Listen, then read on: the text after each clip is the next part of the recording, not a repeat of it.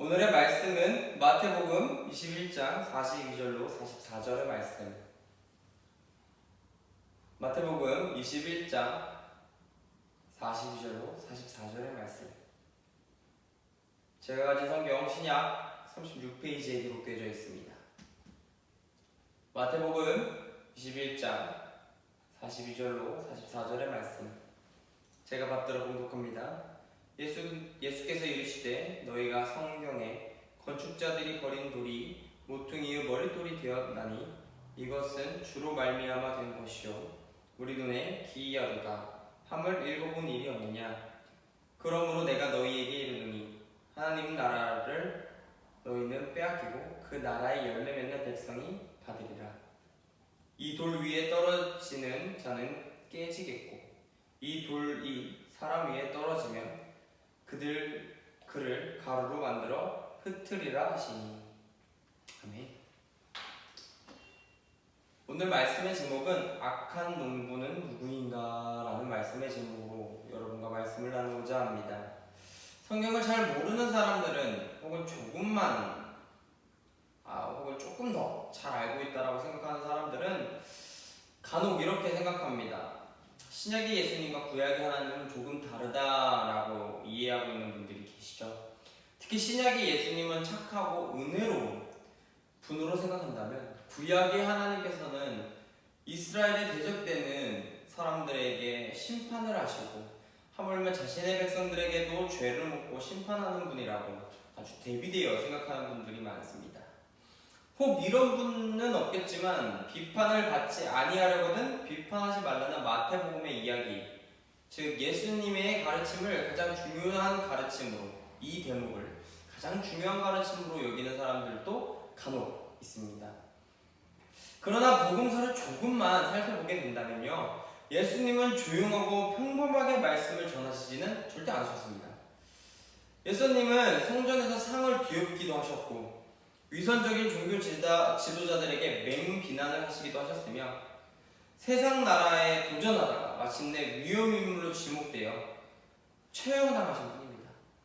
예수님을 단지 좋은 분으로만 보는 행동은 예수님을 폄하하고 1차원적인 인물로 만들고 말아버리는 아주 지극히 나쁜 행동 중에 하나죠. 왜 예수님을 많은 사람들이 좋은 선생님으로만 기억하고 있고 심판에 관한 예수님은 관가하며 살아가고 있을까요? 예수님의 많은 비유 중 은혜를 강조하기는 합니다. 탕자 비유와 선한 사마리아인 비유는 다른 많은 비유와 더불어서 하나님의 은혜와 이웃사랑을 강조하는 가장 대표적인 비유들 중에 하나입니다. 그러나 예수님을 더 공정하게 바라보고 공정하게 읽으려면요, 예수님의 많은 비유가 하나님의 심판을 가리키고 있다는 사실을 우리는 알아야 합니다. 어리석은 부자 비유에서 부자는 하나님을 의식하지 못한 채 차고 넘치게 거둔 곡식들을 계속 쌓았고 그 곡간을 더 크게 지으려다가 죽음을 맞이하는 누가복음의 이야기와 나사로와 부자 비유에서 부자가 자기 집 문턱에서 구걸하는 거지 나사로를 무시하다가 지옥에 떨어져서 고통받는 이야기인 누가복음 이야기, 또한 혼인잔치 비유는 충격적이고 파괴적인 장면으로 마무리되고 있습니다. 오늘 살펴본 악한 농부 비유는 가장 강력하고 가장 의도가 넘치는 예수님의 비유 중 하나입니다. 허나 탕자 비유와 선한 사마리아인 비유보다는 우리가 조금 더 덜 알려져 있고 우리에게 조금 더 덜 다가와 있는 비유 중에 하나죠. 허나 4복음서 중에 이 세 복음서가 악한 농부 비유를 싣고 있습니다. 특히 십자가에 달리시고 부활하시기 한 주 전에 예수님께서 사용하신 이 악한 농부 비유를 우리는 살펴보아야만 합니다. 이 비유를 통해서 우리는 책임감을 상기시키고 심판하시는 그리스도의 모습을 오늘 한번 살펴보려고 합니다. 예수님은 하나님의 심판에 있을 것이라는 진리를 사역 후반에 여러 비유를 담아서 강조하고 계십니다. 그리고 그 강조함에 따라 선포하고 계시죠. 아까 위에서 방금 이야기했듯이 마지막 비유 중에 하나인 악한 농부 비유가 바로 이러한 비유인데, 코끼리와 당나귀가 싸운다는 것은 과연 어떠한 의미일까요? 한국에서는 그냥 단순히 코끼리와 당나귀가 한 동물들 간의 싸움을 우리나라에서는 생각을 하기 번뜩 떠올리기가 쉽습니다. 하지만 이것을 미국 신문에 실려 있고 미국 사람들이 보게 된다면은 그것은 단순한 비유로 동물의 싸움으로 끝나지는 않을 것입니다.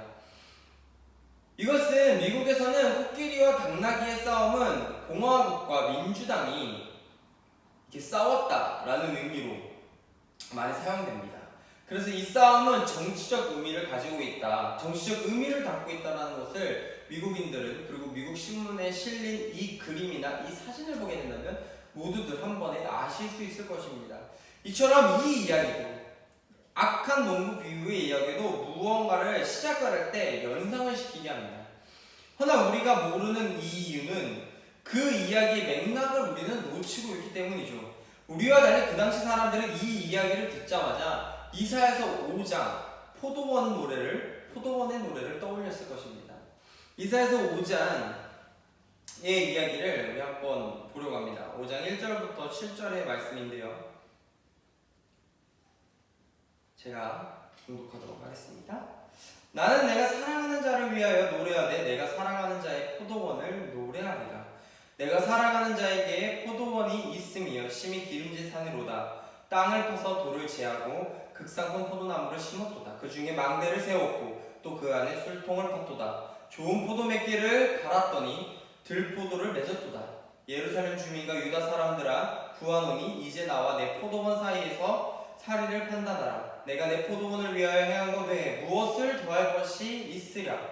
내가 좋은 포도 맺기를 기다렸거늘 들포도를 맺었음은 어찌 됨인고. 이제 내가 내 포도원에 어떻게 행할지를 너희에게 이르리라. 내가 그 울타리를 걷어 먹임을 당하게 하며 그 담을 헐어 짓밟히게 할 것이요 내가 그것을 황폐하게 하리니 다시는 가지를 자름이나 북을 돋우지 못하여 찔레와 가시가 날 것이며 내가 또 구름에게 명하여 그 위에 비를 내리지 못하게 하리라 하셨으니 물은 만군의 여호와의 포도원은 이스라엘 족속이요 그가 기뻐하시는 나무는 유다 사람이라. 그들에게 정의를 바라셨더니 도리어 포악이요 그들에게 공의를 바라셨더니 도리어 부르짖음이었도다. 아멘. 이 이야기를 이스라엘 백성들은 오늘의 말씀의 비유를 듣자마자 초반에 바로 떠올렸을 것입니다. 이 비유는 하나님과 그분의 백성에 관한 이야기입니다. 예수님은 이사야서 5장의 이야기를 가져와 하나님이 이스라엘 백성을 잘 보살피라고 종교 지도자를 부르셨지만 그들이 실패하였음을 분명하게 상기시키고 있습니다. 포도원 농부는 열매가 없는 것을 사과하기는커녕 주인을 끔찍하게 대했습니다. 오늘 본문의 이야기를 앞에를 살펴보면 말이죠. 농부들에게 있어서 큰 문제는 아무 열매도 못 맺는 것에 있는 것이 아니라 나쁜 열매를 맺었다라는 것에 있습니다. 실패를 회개하고 그에 합당한 선한 열매를 맺어야 함에도 불구하고 그들은 반역이라는 나쁜 열매를 맺고 있는 것이죠. 이러한 상황에서도 포도원 주인은 놀라운 인내심을 보여주고 있습니다. 주인은 농부들에게 자기 종들을 계속 보내지만 농부들은 그들을 홀대합니다. 악한 농부들이 포도원 주인의 사자인 종들을 홀대한 것처럼 이스라엘 종교 지도자들과 정치 지도자들은 하나님의 사자인 선지자를 매우 홀대했었습니다. 옛날부터 지금까지도 말이죠. 바로 벌을 내리실 것 같았지만 하나님은 절대 그러시지 않고 경고에 경고만을 계속 쌓아나갔습니다. 얼마나 더 많은 종들에게 보내야 됐었고 농부들은 자신의 잘못을 깨닫지 못해야만 했을까요? 이스라엘 백성에게도 얼마나 많은 선지자들을 보내고 또 보내야만 그들이 깨달을 수 있을까요? 이 질문을 한 겁니다. 이는 논리로 설명하려면 절대 설명할 수 없습니다. 왜냐? 언제까지 어떻게 매번 계속 종을 보낼 수 있겠어요? 하나님은 이것을 논리와 어떠한 주관적인 설명, 객관적인 설명을 통해서 이야기하려고 했던 것은 절대 아닙니다. 하나님은 그냥 그 자체가 사랑이시기 때문에 사랑으로 계속 종을 보냈던 거죠. 심지어 포도원 주인은 자기 아들까지 보내게 됩니다. 이 아들까지 보냈다라는 대목을 살펴보게 되면 우리는 예수 그리스도를 자연스럽게 떠올릴 겁니다. 예수님을 거절했던 그 당시의 모습처럼 그들도 주인의 사랑으로 보낸 아들을 거부했어요. 악한 농부들은 주인의 아들을 보고 그저 유산을 탐내기에 바빴습니다. 농부들은 그를 정중하게 맞이하는 대신 포도원 밖으로 내쫓아 죽였으며, 예수님이 이 비유를 말씀하셨을 때 종교 지도자들은 예수님을 예루살렘 밖으로 내쫓아서 마을 어귀에 십자가를 메어 짊어지게 하고 그 십자가 위에 매달을 생각을 공모했을 것입니다.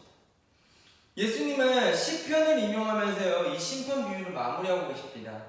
예수님이 이 비유를 두 가지 면에서 예수님의 이 비유를 두 가지 면에서 잘못 해석하기가 너무 쉬운데요. 첫째는 포도원 주인이 자기 아들을 악한 농부에게 보내셨을 때 어떠한 일이 일어날지 모르고 보내셨다라고 잘못 해석할 때도 있습니다. 하지만 예수님은 자기 자신의 아들이 죽을 것을 아셨듯이 이렇게 포도원 주인은 자기 아들이 죽을 걸 알고, 그리고 그 죽을 걸 안다라는 내용 자체는 글에는 나와 있지 않지만 우리가 예수 그리스도를 통해 알듯이 하나님의 아들이 죽게 될 거를 알았던 것처럼 하나님이 당연히 알고 계셨다라는 것이죠. 둘째는 포도원이 빼앗겨 다른 사람에게 넘어간다는 것은 이스라엘을 완전히 버리셨다라는 이야기로 보이기도 하지만 하나님은 아들인 메시아를 통해서 다시 세우시겠다라는 의미를 내포하고 있는 겁니다. 절대로 비극으로 끝나지 않고 심판을 통한 다시 한 번의 새로운 구원을 이야기하고 있는 것이죠. 이 비유는 오늘날에 적용하면 가장 은혜에 가까울 것 같은 사람, 과연 그들이 누구일까요? 성도님들, 집사님, 권사님, 장로님, 그리고 전도사님, 목사님들, 그렇게 은혜와 가장 가까울 것 같은 사람들도 전혀 그러지 못했다라는 것을 이야기하고 있습니다. 때로는 우리가 기독교인과 비기독교인을 나누어 이해할 때가 있습니다. 기독교인은 옳다고, 그러나 비기독교인은 옳지 못하다라고 이야기하고 생각하고 살아갈 때가 너무나 많지만, 이 이야기를 통해서 우리는 하나님으로부터 가장 큰 저주를 많이 받은 사람들이 바로 종교 지도자들이며 우리이며 여러분이며 열매 맺지 못하는 사람들인 나 자신일 것입니다. 이 이야기에는 우리 자신을 대입해보면 우리는 악한 농부일지도 모릅니다. 우리는 하나님을 거부하고 하나님의 경고를 무시하고 살아갑니다. 우리는 이러한 질문이 나왔습니다. 하나님이 맹렬하게 심판하실 때 우리는 과연 어디에 있는가? 심판에서 구원을 받을 유일한 방법은 하나님을 영접하고 겸손히 그분을 믿는 것에 있습니다. 그러면 예수님은 심판 때 우리를 깨부수는 모퉁이 돌이 아닌 예수님 안에서 새 삶을 찾는 우리의 모퉁이 돌이 되어 주실 것입니다. 은혜에 관해서만 말씀하시고 심판에 관해서는 말 한마디 안 하시는 온화한 예수님의 초상화는 상상 속의 허구일 뿐입니다. 우리가 섬기는 구세주는 이상하리만큼 은혜를 베풀기도 좋아하시지만 맹렬히 소리질러 심판하시고 그 심판을 선포하시기도 하셨습니다. 이 이야기에서 우리는 하나님이 인내하실 뿐 아니라 신속하게 벌하시는 모습도 보게 됩니다. 예수님이 들려주신 이야기에 경각심을 느끼고 하나님의 축복을 얻는 청지기로서 한 주간 살아가셔서 예수님 안에 여러분의 항상 기쁨이 넘쳐나시고 은혜가 넘쳐나시는 한 주간이 되시기를 간절히 기도하겠습니다. 기도합니다. 주기도문으로 예배를 마칩니다. 하늘에 계신 우리 아버지여, 이름 거룩히 여김을 받으시오며 나라가 임하옵시며 뜻이 하늘에서 이루어진 것 같이 땅에서도 이루어지이다. 오늘날 우리에게 올 양식을 주옵시고 우리가 우리에게 죄 지은 자를 사하여 준 것 같이 우리 죄를 사하여 주옵시고 우리를 시험에 들게 하지 마옵시며 다만 악에서 구하옵소서. 대의 나라와 권세와 영광이 아버지께 영원히 있사옵나이다. 아멘.